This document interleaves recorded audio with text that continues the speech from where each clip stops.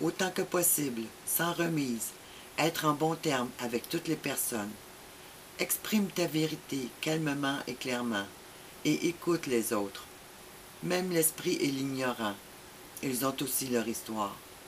Évite les bruits bruyants et agressifs, ils sont vexatoires à l'esprit.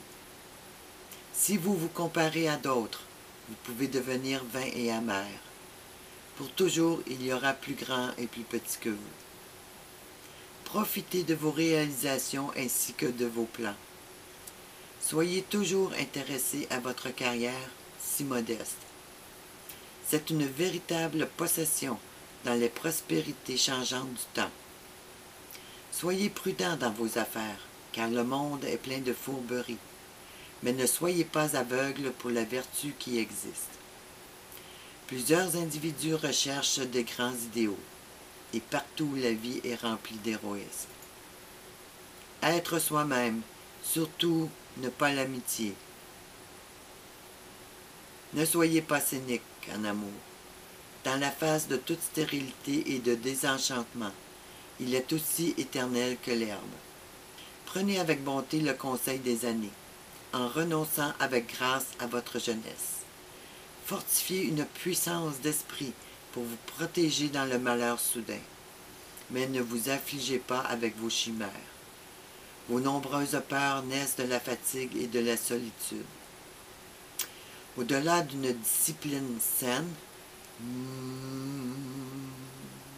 faites-le bien, entre en vous-même, gardez le silence. Au-delà d'une discipline saine, soyez doux avec vous-même. Vous êtes un enfant de l'univers, pas moins que les arbres et les étoiles. Vous disposez d'un droit d'être ici. Et si oui ou non, il est clair pour vous, pas de doute que l'univers se déroule comme il se doit. Donc soyez en paix avec Dieu, quelle que soit votre conception de son être, et quels que soient vos travaux et vos rêves.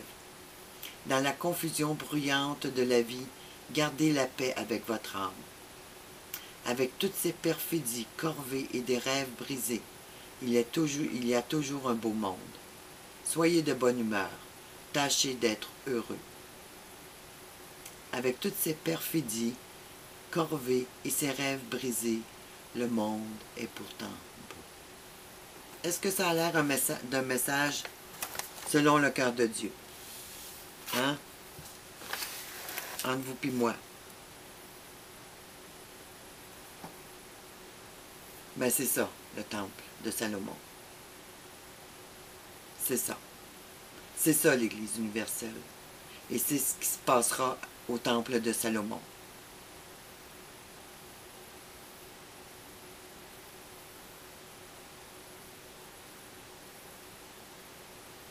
Voici ce que Dieu nous dit. Pendant qu'il nous raconte des fables, des histoires, pour nous emmener vers le chemin de la perdition. Voici ce que Dieu dit dans Ésaïe 13. Voici le jour de l'Éternel arrive. Jour cruel, jour de colère et d'ardente fureur. Et en exterminera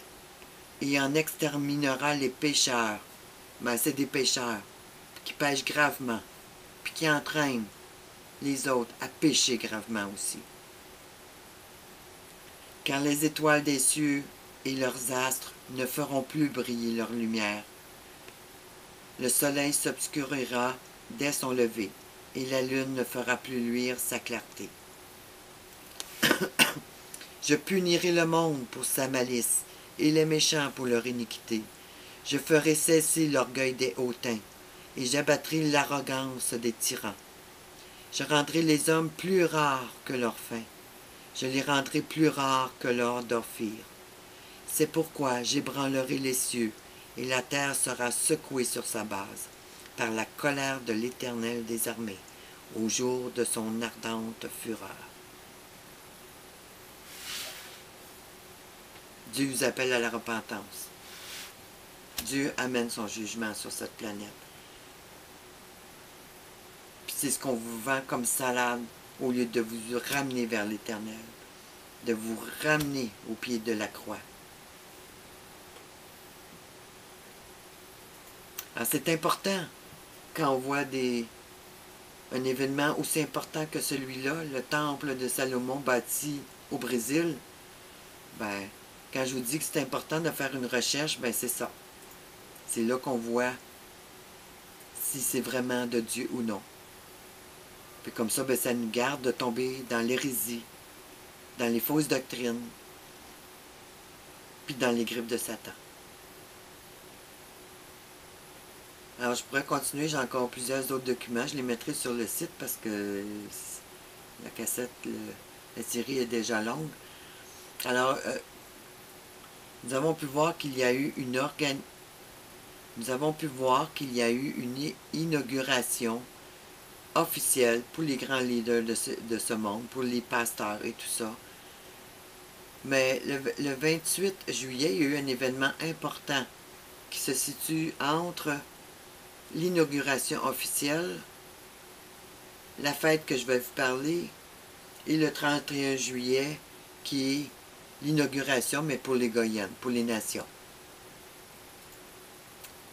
Alors, le 28 juillet, il y a eu la fête de l'Aide, A-I-D, trait d'union E-L, trait d'union F-I-T-R, qui marquait la fin du mois de Ramadan.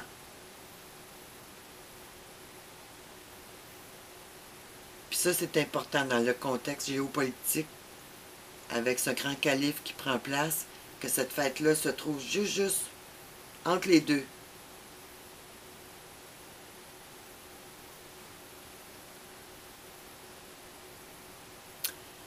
Alors, ma conclusion. Ce temple de Salomon, situé au Brésil, est donc conforme à la vision de Rome. Cette Babylone des temps de la fin. Ce dernier royaume de la grande statue de Nebuchadnezzar sera un jour détruit par le Messie lui-même, symbolisé par la pierre dans Daniel 2 au verset 45, où il est dit « C'est ce qu'indique la pierre que tu as vue se détacher de la montagne sans le secours d'aucune main, et qui a brisé le fer, les reins, l'argile, l'argent et l'or.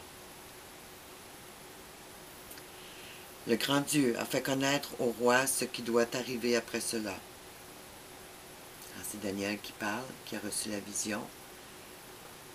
Ensuite, Dieu est Dieu et pas un iota ne changera de sa parole.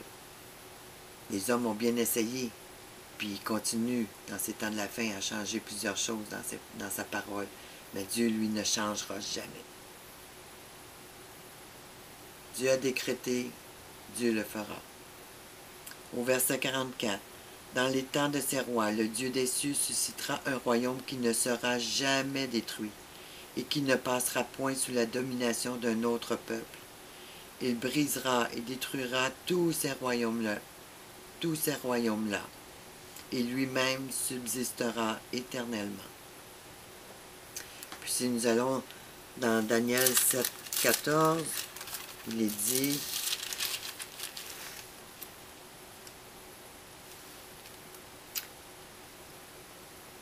Il est dit, on lui donna la domination, la gloire et le règne, et tous les peuples, les nations et les hommes de toute langue le servirent. Sa domination est une domination éternelle qui ne passera point, et son règne ne sera jamais détruit. Alors, lorsque le vrai Messie reviendra, tout genou pliera devant lui, et tous le serviront. Puis son royaume, on nous dit qu'il ne passera point à quelqu'un d'autre. Et que son règne ne sera jamais détruit. Alors ils ont beau essayer encore une dernière tentative, mais ils n'y réussiront pas. Dans le chapitre 13 du livre d'Ésaïe, il y a une prophétie concernant Babylone. J'en ai lu un petit peu, là, quelques parties. Je vous encourage à lire le chapitre au complet. Mais laissez-moi vous lire le jugement qui bientôt arrivera sur les nations.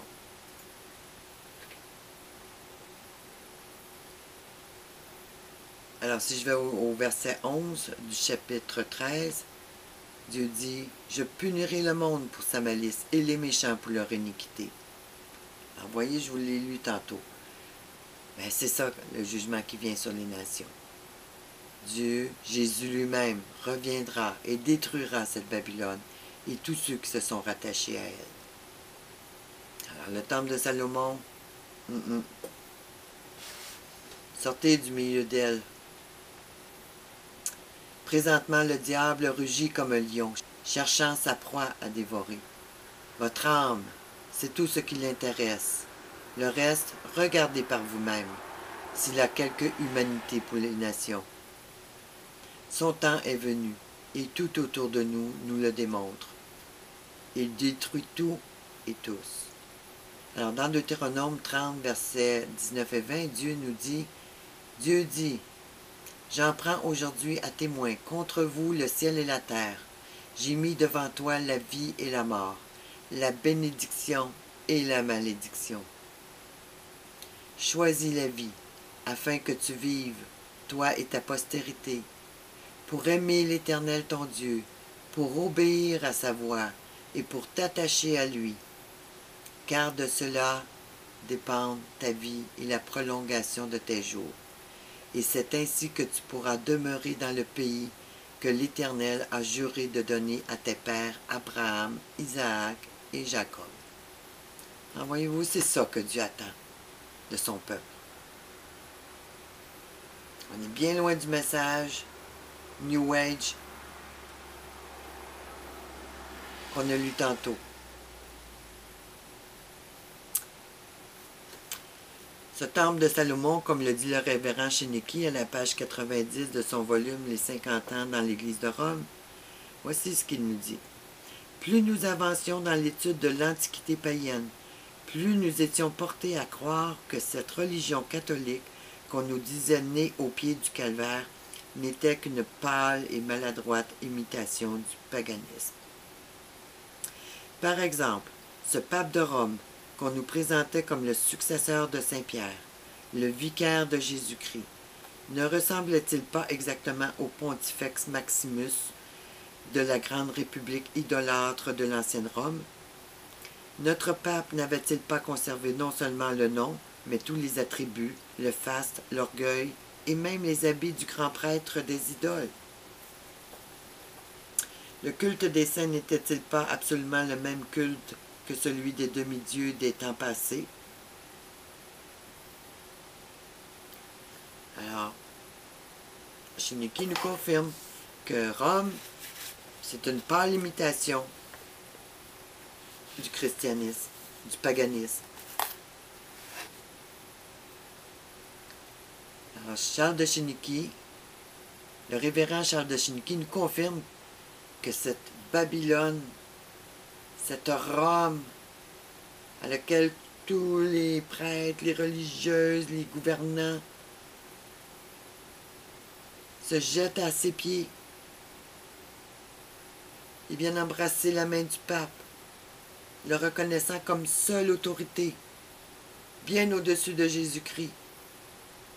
Alors comment espérer que ça va aller bien dans ce monde quand tout le monde a relié, quand tout le monde a renié le seul Sauveur, le seul qui peut encore quelque chose pour nous?